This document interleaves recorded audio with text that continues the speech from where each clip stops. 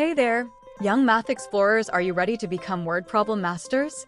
Today, we're solving multi-step word problems, problems that need more than one step to solve. Sounds tricky? Don't worry. I'll show you a simple way to break them down. Let's go.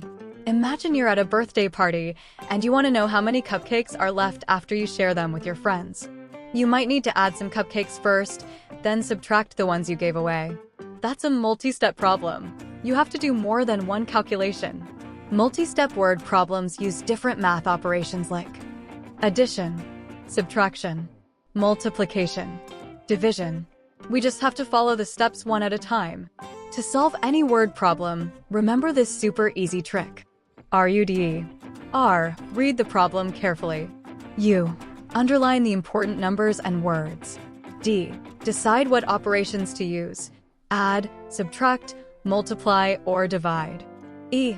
Execute, solve, step by step. Let's try a few examples. Example 1. The Toy Store Adventure. Emma went to a toy store and bought 3 teddy bears for $5 each. Then, she also bought a board game for $8. How much did she spend in total? Step 1. Find out how much the teddy bears cost. 3 times $5 equals $15. Step 2. Add the board game cost. $15 plus $8 equals $23.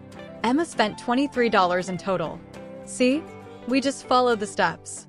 Example 2. The Magic Box of Chocolates. Tom has 24 chocolates. He gives 6 to his friend, then shares the rest equally with 3 more friends. How many chocolates does each friend get? Step 1. Subtract the chocolates Tom gave away. 24 minus 6 is equal to 18 chocolates left. Step 2. Divide the remaining chocolates among 3 friends. 18 divided by 3 is equal to 6 chocolates per friend. Each friend gets 6 chocolates. Now it's your turn. Try solving this one. Lily has 40 stickers.